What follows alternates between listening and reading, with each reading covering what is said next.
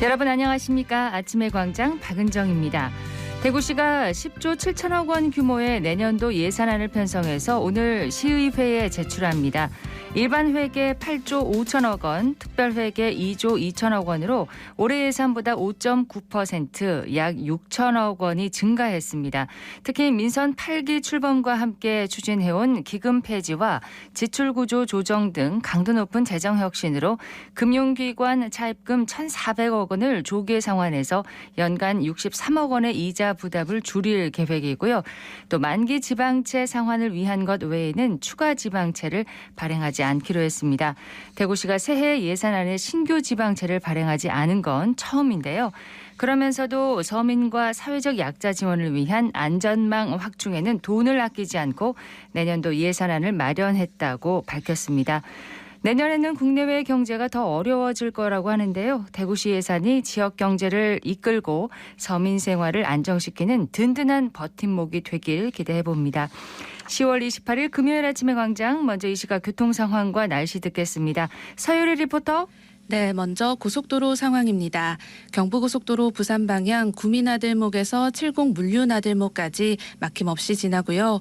반대 서울 방향도 영천나들목에서 동대분기점 지나서 도동분기점까지 시원하게 이동합니다. 작업 구간도 있는데요. 중앙고속도로 부산 쪽으로 가산 부근 136km 지점부터 134km 지점 1차로에서 가산터널 방제시설 보완 작업하고 있습니다. 이어서 시내도로 살펴봅니다. 앞산 순환도로 위 사고 소식 있는데요. 상인동 방향으로 청소년 수련원 못 간 지점 2, 3차로에 승용차 전복 사고 발생했습니다. 운전자 나와 있으니까요. 이 구간 지나시는 분들은 참고하시기 바랍니다. 달성로 동산내거리에서 달성내거리 방향은 신호 한두 번 받고 지나고 송현로 월촌역 내거리에서 동볼리 내거리 방향도 서행 흐름 보입니다. 끝으로 날씨입니다. 오늘 대구와 경북 내륙은 가끔 구름 많겠고요. 경북 동해안은 대체로 흐리겠습니다. 아침 최저기온은 김천 4도, 대구 8도로 어제보다 1도가량 높거나 비슷하고요. 낮 최고 기온은 포항 18도, 대구 21도로 어제보다 1에서 3도가량 낮겠습니다. 한편 경북 내륙 지역에는 가시거리 500m 미만의 안개가 낀 곳이 있는데요. 해가 뜨고 기온이 점차 올라가면서 내륙의 안개는 아침에 걷히겠습니다. 현재 대구의 기온은 9.2도, 습도는 79%입니다. 지금까지 서유리였습니다. 지역 시사정보 프로그램의 중심, KBS 대구 제1라디오 아침의 광장을 듣고 계십니다. 네, 금요일 아침의 광장 함께하고 계십니다. 8시 33분 지나고 있습니다. 자, 오늘 아침 지역의 주요 뉴스부터 살펴보겠습니다. 뉴스민의 천영길 기자, 경향신문 백경열 기자 함께합니다. 두 분 어서 오세요. 네, 안녕하십니까. 자, 봉화 아연광산 그 사고부터 좀 얘기를 할까요? 네, 경북 봉화의 한 아연광산에서 이제 노동사 2명이 지금 지하에 갇혀서 소방당국이 구조에 나섰습니다. 업체 측이 이제 사고 발생 직후 한 14시간 정도가 지나서 뒤늦게 소방당국에 신고한 것으로 확인이 됐는데 이 광산에서는 지난 8월에도 노동자 한 명이 숨지는 사고가 발생한 바 있습니다. 경북 소방본부는 지난 27일 오전 8시 34분쯤 봉화군 소천면의 한 갱도에서 50대와 60대 노동자 한 2명이 좀 고립됐다는 신고를 받고 구조 작업을 벌이는 중이라고 밝혔고요. 소방당국과 경찰 등이 인력 100여 명과 장비를 좀 투입을 해서 구조에 나섰습니다. 네. 일단 신청된 노동자들은 지하 좀 190m 지점에 일단 좀 고립돼 있는 것으로 추정이 됩니다. 이들은 지난 26일 오후 6시쯤, 그러니까 이틀 전이죠. 제1수갱, 그러니까 지상에서 지하로 땅을 파고 내려가는 이런 갱도 하나를 수갱이라고 보시면 되는데, 수갱, 예, 이 수갱에 레일 설치 등의 작업을 하기 위해서 광산 지하에 이제 들어간 것으로 알려졌습니다. 해당 업체는 아연을 채굴하는 곳이고요. 사고는 이 제1수갱 지하 46m 지점에서 갑자기 진흙 토사물이 좀 갱도 안으로 쏟아지면서 발생을 했습니다. 이 진흙 토사물은 아연 채광을 위한 채광 원료와 수분이 섞여 만들어진 것으로 지금은 사용하지 않는 폐갱도에서 좀 유입된 것으로 추정이 됩니다. 네. 매몰된 노동자 2명은 이 지하 190m 아래 수평 공간에 지금 일단은 갇혀 있을 것으로 추정이 되는데, 업체 측은 지하 수평 공간이 가로와 세로 각각 한 1m 정도로 넓기 때문에 실종자들의 생존 가능성이 크다고 소방당국에 전했습니다. 이런 사고가 나면 하면 정말 시간을 다투는데 업체 측이 사고 발생 이후에 14시간 만에 신고를 했다면서요? 그렇습니다. 이틀 전인 그 오후 6시쯤 그러니까 발생을 했는데 그 매몰된 노동자 2명이 다른 노동자 5명 그러니까 7명이 굴 모양으로 땅을 파고 들어가는 작업을 당시에 했습니다. 그 지하 30m, 90m, 140m 지점에 각각 뭐 이제 2명씩 3명씩 이렇게 작업을 했는데 예. 이후 지하 30m 지점 그러니까 가장 가까운 곳이죠. 여기에 일하는 노동자 2명이 사고 당시 전기가 끊기는 등 이상 신호를 좀 감지해서 이날 오후 8시쯤에 이제 자력 탈출을 했고요. 2명은 탈출을 먼저 했고요. 그렇습니다. 그 90m 지점에 있던 이제 노동자 3명도 있었는데 이분들도 그 펄에 쓸려가서 50m 아래에 있는 수평 공간에 좀 내려갔고요. 업체 측에 의해서 구조가 됐습니다. 더 밑에 계신 분들이 못 나오셨군요. 그렇습니다. 그 이분들 지금 매몰된 분 같은 경우에는 그 140m 지점에서 일하고 있었는데 이들은 그 진흙 토사물에 쓸려서 한 190m까지 좀 내려간 것으로 추정이 되고요. 업체 측은 이제 밤샘 구조 작업을 벌였는데 실패했고요. 14시간이 지난 어제 이제 아침에 소방당국에 신고를 한 겁니다. 왜 이렇게 늦게 했답니까? 일단은 그 밤샘 구조를 하다 보니 경황이 없었다는 게 이제 그 업체 측의 설명인데 무전 등 무선 연결이 일단은 좀 갱도가 불가능한 구조다 이렇게 좀 밝혔습니다. 이 업체가 그 좀 신고를 빨리 하지 않았을까라는 게 좀 의심이 되는 대목이 있는데 지난 8월 29일에도 이 광산에서 붕괴 사고로 2명이 매몰되는 사고가 났고요. 당시 사고로 2명 중 1명이 숨졌습니다. 봉화 소방서 관계자는 지난 사망 사고도 같은 제1수경에서 발생했다며 다만 수직 하강 깊이나 거리 등 그 사고 발생의 이제 정확한 위치는 다른 지점이라고 설명을 했습니다. 자, 지금 매몰된 2명을 구조하는 작업 관건인데 쉽지 않은 상황이라면서요? 그렇습니다. 이제 소방당국이 다른 수경을 뚫고 가고 있습니다. 제2수경인데요. 이 암석을 제거하면서 제1수경 사고 지점으로 접근을 하고 있습니다. 그러니까 1수경, 2수경 이제 뚫려 있으니까 수평으로는 연결이 된다는 겁니다. 그렇군요. 예, 이 제2수경에서 사고 지점까지 수직으로는 한 140m, 수평으로는 250m 정도 되는데 다만 수평 공간이 직선이 아니어서 이동 거리가 좀 길 것으로 한 400m 정도로 추정이 됩니다. 네. 제2수경 같은 경우에는 88년 설치돼서 이제 광물 작업이 좀 모두 완료된 지금은 쓰지 않는 수경이고요. 수직거리로는 90m까지 이제 장애물이 없는데 이 노동자들이 고립돼 있을 것으로 추정되는 공간까지 가기 위해서는 한 50m 높이의 암석을 좀 깨 부숴야 한다고 합니다. 힘든 작업이군요. 그렇습니다. 그래서 업체 측이 이제 구조 가능한 지점까지 가려면 최소 사흘이 걸릴 것으로 예상이 되고 있고, 그 소방 측은 일단은 그 현재 그 광산안전사무소 산업통상자원부 소속인데요. 이 광산 안전관들도 이제 급화될 만큼 상황이 급박한 상황이고, 네. 다만 이제 이게 노동자들이 지하에 투입될 때 커피 믹스 그리고 또 20리터짜리 물통의 절반 정도 채운 상태에서 가져갔다고 하고요. 또 지하에 또 맑은 지하수도 흐른다고 합니다. 네. 그리고 말씀드렸듯이 1수경과 2수경이 연결이 되어 있기 때문에 산소 공급이 일단은 원활한 상태입니다. 그래서 생존 가능성이 일단 좀 큰 것으로 일단은 파악이 되는데 최대한 신속히 구조 작업을 벌인다는 방식입니다. 지금 소방대원들이 이제 구조 작업을 하고 있는 거죠. 그렇습니다. 업체 측도 이제 좀 도움을 받아서 같이 좀 구조에 나서고 있는 상태입니다. 이 매몰된 2분도 좀 무사히 좀 구조되기를 바라고 또 소방대원들도 좀 안전하게 그렇습니다. 했으면 하는 바람입니다. 소식을 하나 간단하게 더 들을까요? 네, 대구시 공공 택시 앱이 11월과 12월 중에는 정식적으로 오픈할 예정입니다. 어제 택시 조합과 그리고 대구시 그리고 택시 노동자들이 공동으로 협약식을 진행했는데요. 일단 공공 배달 앱인 대구로 앱 내에서 호출이 가능하도록 지금 개발을 하고 있고 네. 이 별도 어플도 개발을 하고 있다고 합니다. 별개인 건가요? 네, 지금 수수료가 200원으로 논의가 되고 있는데 우리 카카오보다 이 낮은 저렴한 수수료로 이 많은 고객들 그리고 택시 노동자들이 많이 활용하게끔 하는 것을 목표로 하고 있습니다. 예, 대구시 공공 택시 앱이 출시된다는 소식까지 듣고요.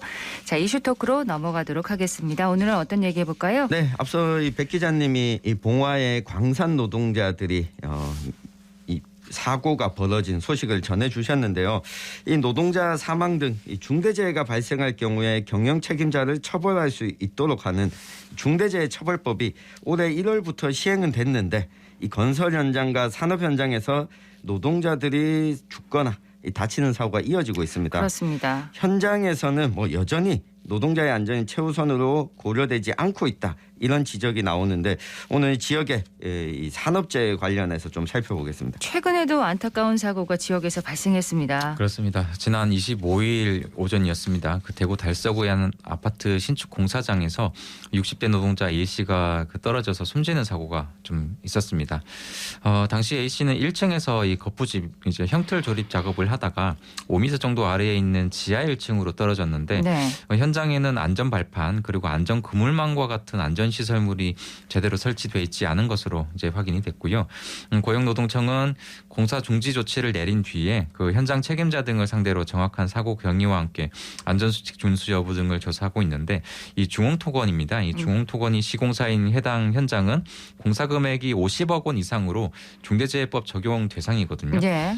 대구교육노동청은 중대재해처벌법 그리고 산업안전보건법 위반 여부를 함께 조사 중입니다. 자, 중대재해처벌법에 관해서 간단하게 좀 설명부터 해주실까요? 네, 올해 1월 27일부터 시행이 됐습니다. 이 중대재해법은 노동자 사망사고 등 중대재해 발생 시 사업주나 또 경영 책임자가 안전보건관리체계 구축 의무를 좀 위반한 것으로 이게 밝혀지면은 이제 처벌할 수 있도록 하는 이런 법인데요. 예. 중대재해 이제 규정이 이렇습니다. 사망자 1명 이상, 또 동일한 사고로 6개월 이상 치료가 필요한 부상자 2명 이상, 동일한 유해 요인으로 급성 중독 등 직업성 질병자가 1년 안에 그 3명 이상 발생한 경우로 이렇게 좀 규정을 하고 있는데 구체적입니다. 상당히. 그렇습니다. 예. 대구에서는 지난 3월에도 이게 달성군의 이제 공장 신축 공사장에서 하청 노동자가 약 11m 높이 아래로 떨어져 숨지는 산재 사망 사고가 있었습니다.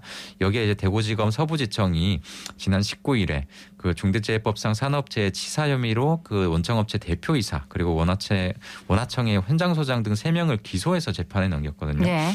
이 소식을 좀 있을 시간에 전해드리는 기억이 나는데 중대재해법 위반 혐의로 원청 대표자가 기소된 건 전국에서 이번이 처음이었습니다. 그런데 대구에서만 유독 건설 현장에서 이 사망 사고가 잇따르는 건 아니겠죠? 네, 뭐 전국적으로도 이 건설 현장에서 사망 사고가 좀 많이 나오고 있는데요. 올해 3분기를 보면 전국 건설 현장에서 61명이 사고로 숨진 것으로 파악이 됐습니다. 이 가운데 시공능력평가 상위 100대 대형 건설사 현장에서 18명이 목숨을 잃었습니다. 지난해 3분기보다 50%나 증가한 수치거든요. 네. 올해 3분기 중 사망사고가 발생한 이 100대 건설사가 14곳인데 이 호반산업, 계룡건설산업, 대우건설, 이 DL-ENC의 이 건설공사 현장에서 이 2명씩 모두 8명의 노동자가 목숨을 잃었습니다. 또 10개사에서는 각 1명씩 10명이 목숨을 잃었는데요.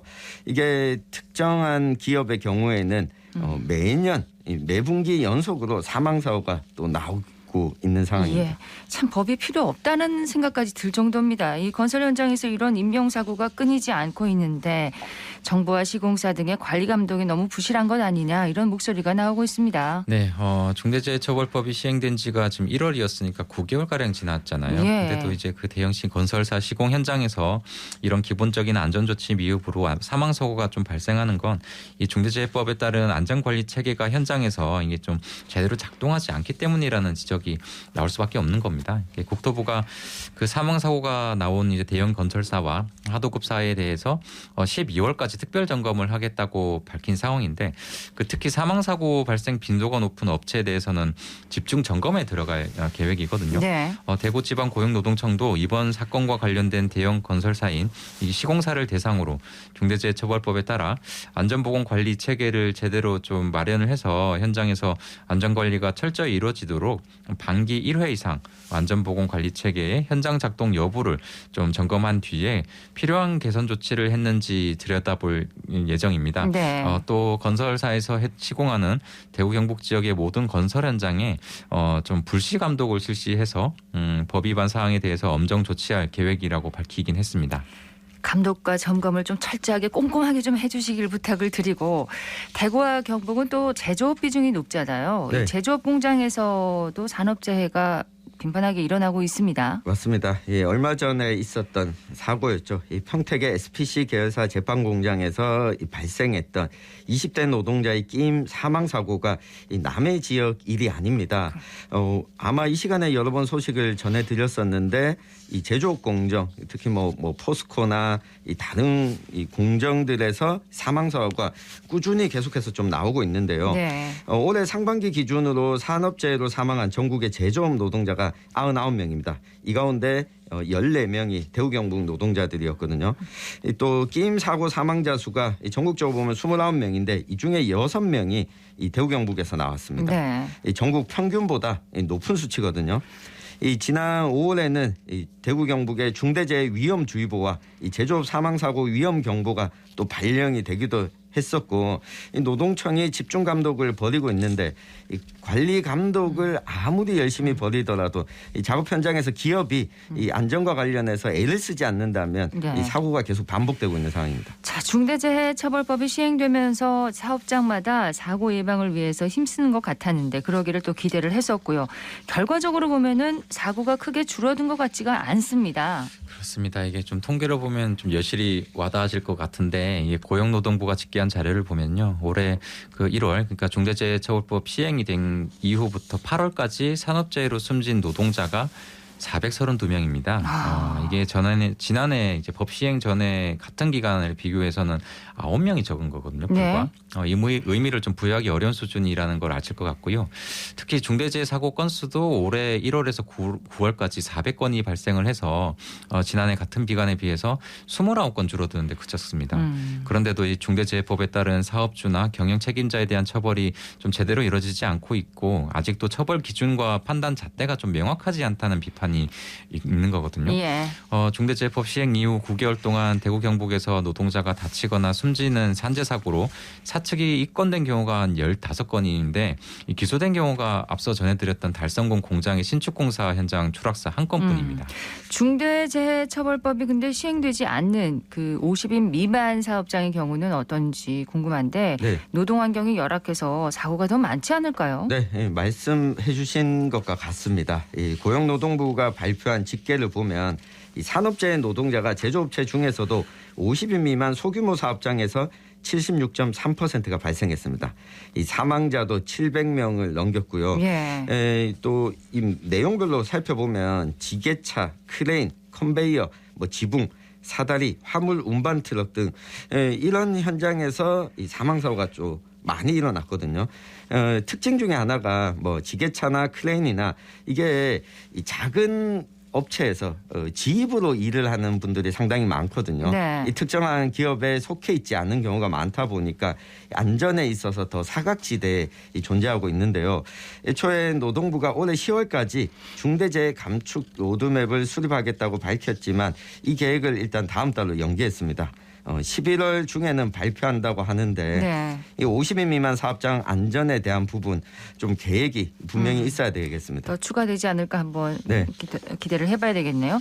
노동자들은 이제 사람이 먼저인 노동 환경을 좀 만들어달라 이렇게 주장하고 있습니다. 네, 이번 60대 노동자의 추락 사고가 발생한 다음 날 그 유족과 노동자들이 해당 아파트 공사 현장 입구에서 기자회견을 열기도 했습니다. 이게 그때 이제 건설사와 재벌 그룹이 시공 능력과 자본금을 늘려가면서 곡간을 채우는 동안 그들이 시공하는 건설 현장은 불법 다단계 하도급, 무리한 공사 기간 단축, 관리자의 물량 압박 등 이런 일들을 좀 서서씩 겪어왔다 이렇게 주장을 했고요. 네.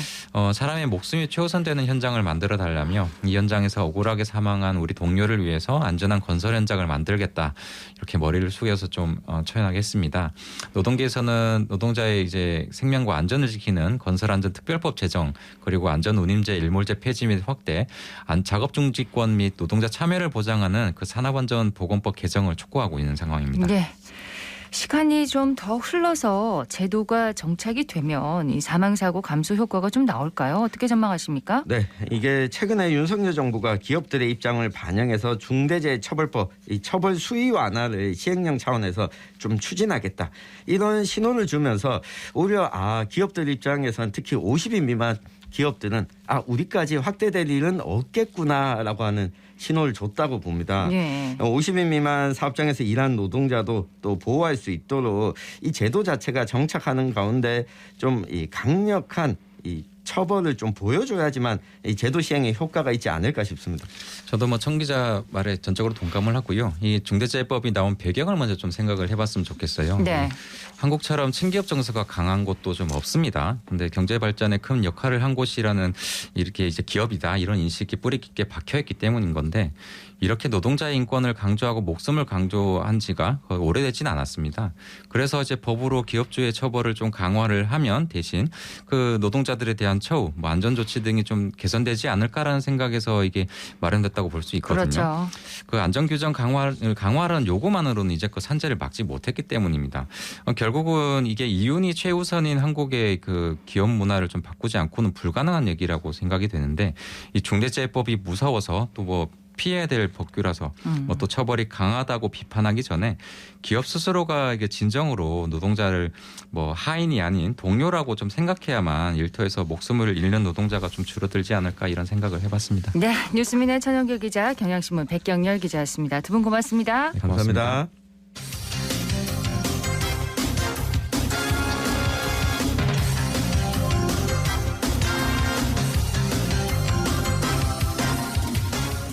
금요일 아침에 광장 함께하고 계십니다. 8시 50분 지났습니다.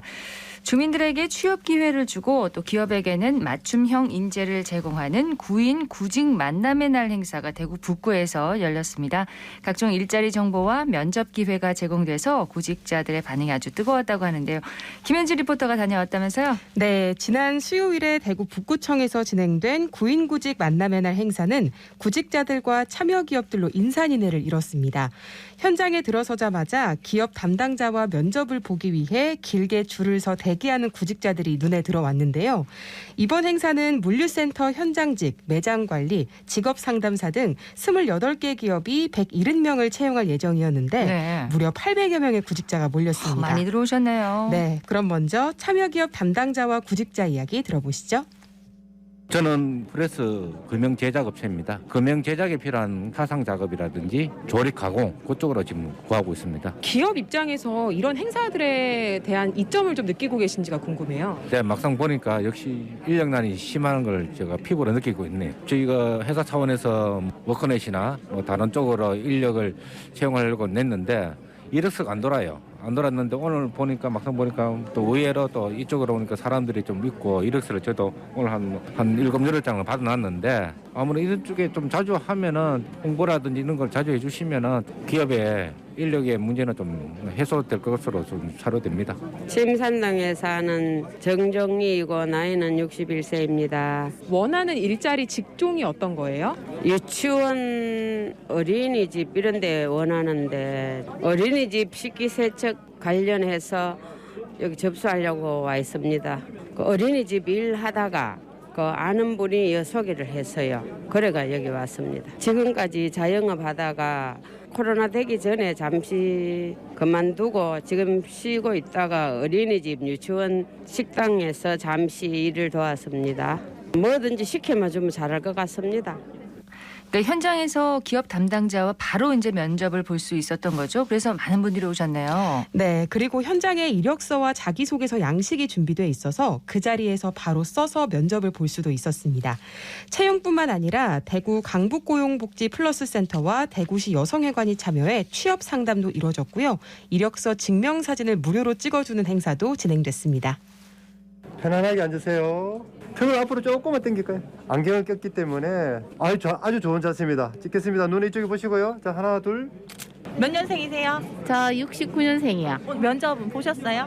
네, 봤습니다. 오늘 사무직 쪽으로 없어서 지나가다 보니까 중장년 일자리 희망센터가 있어서 제 나이에도 맞고 그래서 여기 들렀습니다. 아, 그러면 선생님 저 여기 중장년 서비스는 여기 만 40세 이상이 신청하시면 저희가 또 앞으로 일자리 정보 있으면 추가로 또 안내를 드릴 거거든요.